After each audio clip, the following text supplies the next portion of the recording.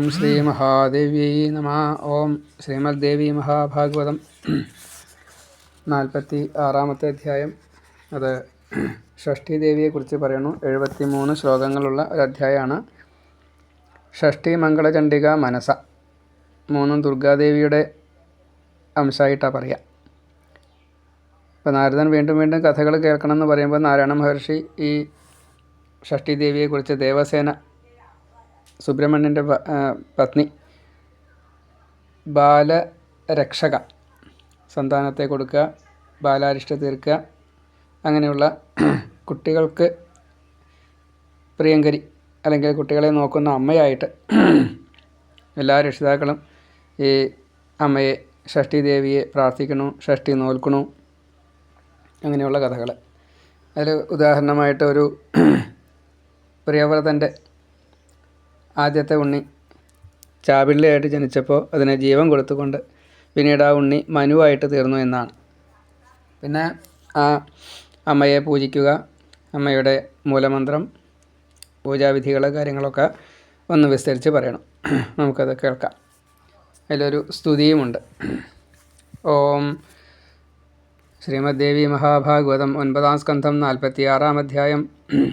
ശ്രീനാരദൻ ഓം ഏറെക്കുറെ ദേവികൾ തൻ ശ്രേഷ്ഠാഖ്യാനങ്ങൾ കേട്ടു ഞാൻ, മറ്റുള്ളവർ തൻ ചരിതവും ചൊന്നാലും വേദവിത്തമാ.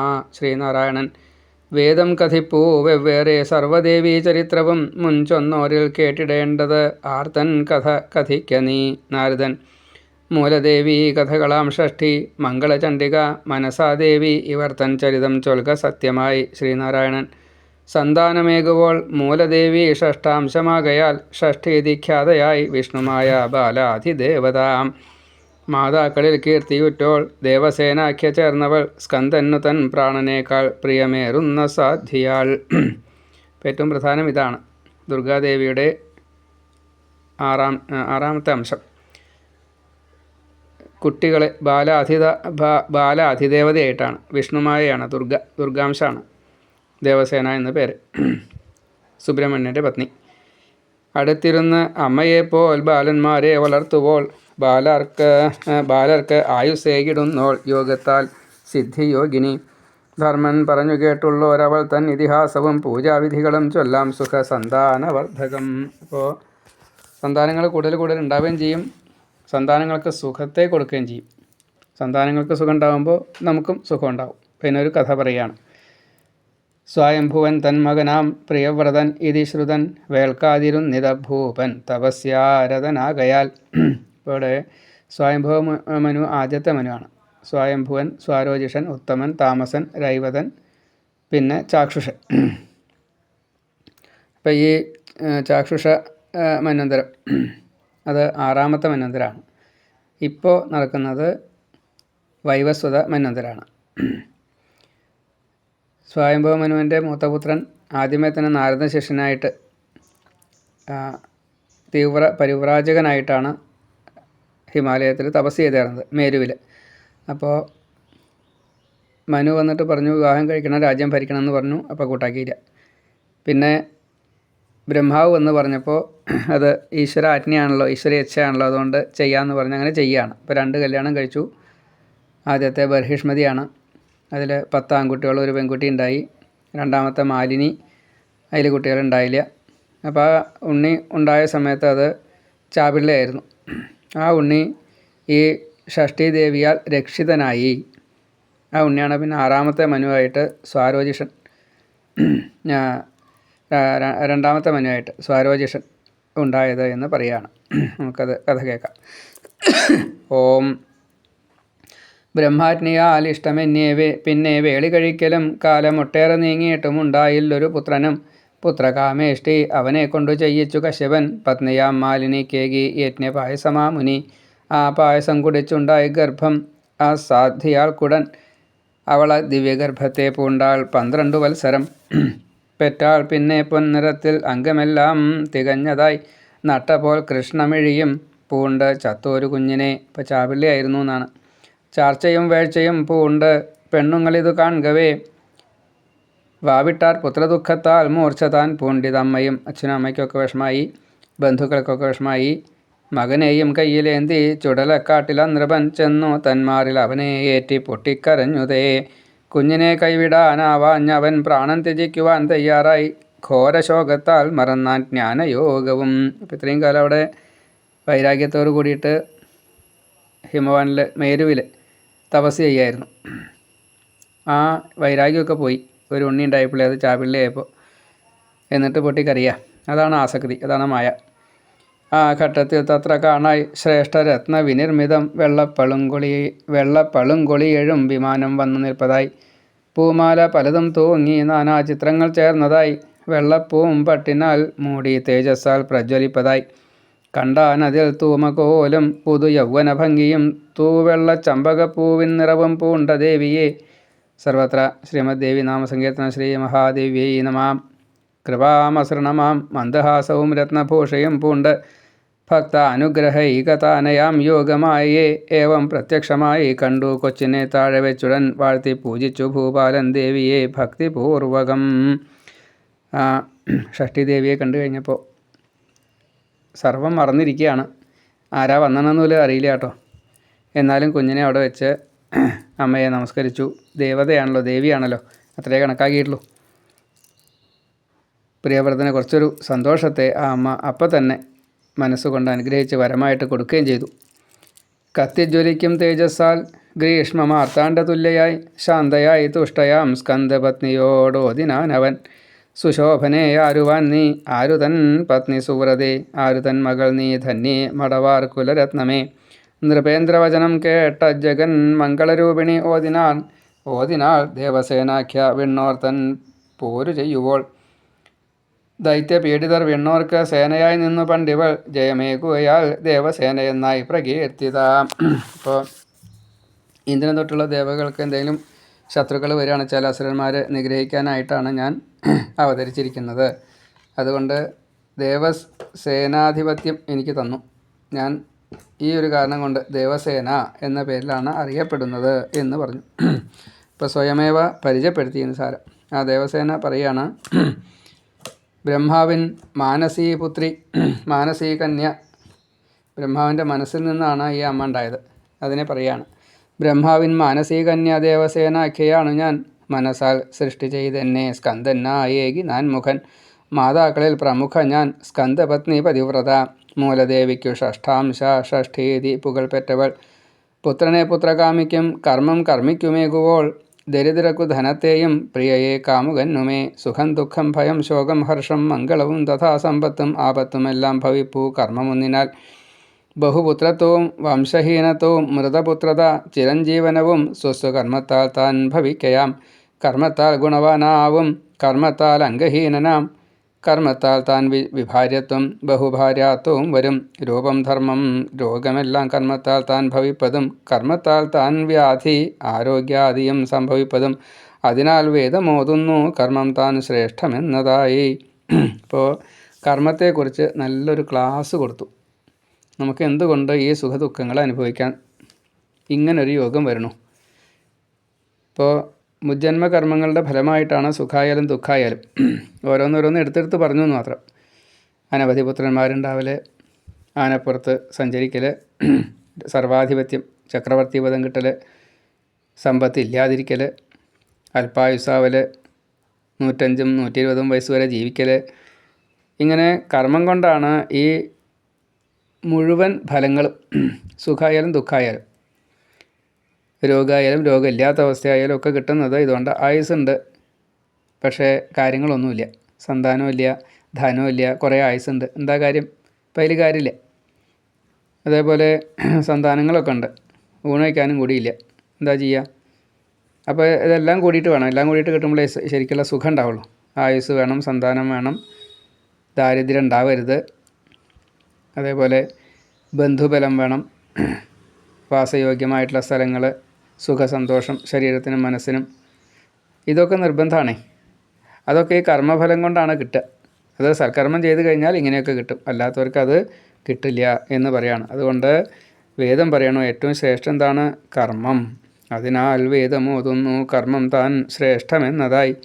എന്നോതി ബാലജടം ദേവി കയ്യേന്തി നാരദ മഹാജ്ഞാനത്തിനാൽ ജീവൻ നൽകിനാൾ ആടലെന്നിയേ. അപ്പോൾ ഇവിടെ സാധാരണഗതിയിൽ ഇങ്ങനെ പെട്ടെന്ന് വന്നിട്ട് ഒരു ദേവത വന്നിട്ട് പുത്രനെ ജീവിപ്പിച്ചു കൊടുക്കൊന്നുമില്ല. ഇവിടെ അനവധി തപസ് ചെയ്തിട്ടുണ്ട് പ്രിയവ്രതൻ. അപ്പോൾ അതിൻ്റെ ഫലമായിട്ട് കിട്ടിയ ഒരു അനുഗ്രഹമാണ് വേഗം തന്നെ ഈ അമ്മയെ പ്രത്യക്ഷപ്പെടുത്താൻ സാധിച്ചത്. ചോദിക്കണതിൻ്റെ മുന്നേ തന്നെ വരം കൊടുത്തു. എന്താ വരം? ഈ ഉണ്ണിക്ക് ജീവൻ കൊടുക്കുക. അപ്പോൾ വളരെയധികം സന്തോഷമായി. ആരോമലാകും ആ തങ്കക്കുട്ടൻ്റെ ചെറുപുഞ്ചിരി നോക്കി നിൽക്കും ഭൂപനോട് ചോദിച്ചും കൊണ്ടു തൽക്ഷണം പുറപ്പെട്ടാൾ കുഞ്ഞിനെയും എടുത്തിട്ട് ആ ശുഭാംഗിയാൾ വരണ്ട തൊണ്ടയും ചുണ്ടുമായ അന്നേരം പ്രിയവ്രതൻ വാഴ്ത്തി സ്തുതിക്കവേ പാരം തുഷ്ടയായി തീർന്നൊരീശ്വരി ഓതിനാൽ നൃപനോടേവം വേദോക്തം കർമ്മ സത്ഫലം. അപ്പോൾ ഉണ്ണിക്ക് ജീവൻ കിട്ടിയപ്പോൾ നന്നായി തന്നെ അമ്മയെ സ്തുതിച്ചു സന്തോഷിച്ചിട്ട്. അപ്പോൾ അമ്മ പറഞ്ഞു, ദേവി സ്വയംഭുവൻ്റെ മകനായി മൂലോകഖ്യാതി പൂണ്ട നീ ചെയ്യിക്കുക എൻ പൂജയെങ്ങും നീയും പൂജിക്ക സർവ്വതാ. എങ്കിലോ തരുവൻ ഞാൻ ഈ കുലപത്മം കുമാരണേ. അപ്പോൾ അങ്ങ് രാജാവണം, എന്നെ പൂജിക്കണം, എന്നെ ജനങ്ങളെ കൊണ്ട് പൂജിപ്പിക്കണം, എല്ലാവരെയും ഭക്തരായിട്ട് വേണം നോക്കാൻ, മക്കളായിട്ട് പ്രജകളെ കണ്ടോളൂ. ഈ ഉണ്ണി ഇപ്പോൾ ഞാൻ ജീവൻ കൊടുത്തു, ഈ ഉണ്ണിയെ ഞാൻ തരാം. ഇത് നാരായണൻ ആണ്, നാരായണ അംശമാണ്. അപ്പോൾ നാരായണൻ്റേതായിട്ടുള്ള ഗുണങ്ങളൊക്കെ ഇതിനുണ്ട്. ഈ ഉണ്ണി ഭാവിയിൽ മനു ആവട്ടോ എന്നും പറഞ്ഞു. നാരായണാംശമിബാലൻ മുജ്ജന്മത്തെ സ്മരിക്കുവാൻ പണ്ഡിതോത്തംസമായി സുവ്രതാഖ്യനായി യോഗിവര്യനായി 100 യാഗങ്ങൾ ചെയ്വോനായി രാജാക്കന്മാരിൽ മുഖ്യനായി മത്തമാതങ്ക ലക്ഷത്തിനൂക്കെഴും ഭാഗ്യശാലിയായി വിദ്വൽപ്രിയൻ ഗുണോത്കൃഷ്ടൻ ശുദ്ധൻ സദ്ഗുണവാൻ ധനി താപസർക്കും ജ്ഞാനികൾക്കും യോഗിക്കും സിദ്ധിരൂപനായി സർവസമ്പൽപ്രദാതാവായി ലോകോത്തരയശസ്വിയായി തീരും എന്നോതി അദ്ദേവി നൽകിനാള കുമാരനെ. അപ്പോൾ ഈ ഭാവിയിൽ 2ാമത്തെ മനുവായിട്ടുള്ള സ്വാരോജിഷൻ എന്ന മനുവാകും എന്ന് ആശീർവാദം കൊടുത്തുകൊണ്ട് ആ ഉണ്ണിയെ പ്രിയവ്രതന് കൊടുത്തു ഈ ഷഷ്ഠീദേവി. പൂജാകാര്യം നടത്താമെന്ന് ഏറ്റൊരാ നൃപതിക്കുടൻ ശുഭമാം വരവ് നൽകി ഗമിച്ചാൾ വാനിലേക്കവൾ. ഉള്ളം തെളിഞ്ഞു ഭൂപാലൻ അമാത്യന്മാരുമായി തഥാ സ്വഗൃഹത്തിൽ ചെന്നുരച്ചു പുത്രവൃത്താന്തമൊക്കെയും. സ്ത്രീകളും പുരുഷന്മാരും മോദിച്ചാരിതു കേൾക്കവേ പുത്രജന്മോത്സവം പിന്നെ എങ്ങും കൊണ്ടാടി നാട്ടുകാർ. പൂജിച്ചു ദേവിയെ ഭൂപൻ വിപ്രർക്കേകി ധനങ്ങളും. പ്രതിമാസം ശുക്ലഷഷ്ഠിയിങ്കൽ ഷഷ്ഠി മഹോത്സവം കൊണ്ടാടിച്ചാൻ നാട്ടിലെല്ലാം പണിപ്പെട്ടു നൃപാധിപൻ. ഈറ്റില്ലം തന്നിൽ 6ാം നാൾ 21 മുനെ ഷഷ്ഠി പൂജയെ നാടെങ്ങും ആഘോഷിപ്പിച്ചു മന്നവൻ. ചോറൂണ് തൊട്ട് ബാലന്മാർക്കുള്ള സൽക്കർമ്മമേതിനും ഷഷ്ഠി പൂജ നടപ്പാക്കി താനും പൂജിച്ചു ഷഷ്ഠിയെ. കാണു ശാഖോക്തമാം ദേവി ധ്യാന പൂജാസ്തവങ്ങളെ ഓതാം ധർമ്മം ചൊന്നു കേട്ടപടി ഞാൻ കേട്ടുകൊള്ളുക നീ. നാരദനോട് ശ്രീനാരായണ മഹർഷി പറയാണ്, ഈ പ്രിയവ്രതം നന്നായിട്ട് തന്നെ പൂജിച്ചു, ഭരിപ്പിച്ചു, പൂജിപ്പിച്ചു. ഷഷ്ഠി പൂജ ഒരു നിയമമാക്കി എന്ന് പറയുകയാണ്. ഇനി ആ പൂജാവിധികളെ ഒന്ന് ഞാൻ പറഞ്ഞു തരാട്ടോ, കേട്ടോളൂ. കണ്വശാഖോക്തമാം ദേവി ധ്യാന പൂജാസ്തവങ്ങളെ ഓതാം ധർമ്മം ചൊന്നു കേട്ടപടി ഞാൻ കേട്ടുകൊള്ളുക നീ. വടമൂലം ഘടം സാളഗ്രാമം എന്നിവയൊന്നിലോ ഭിത്തിമേൽ ദേവി തൻ രൂപം വെച്ചോ പൂജിക്കണം ബുധൻ.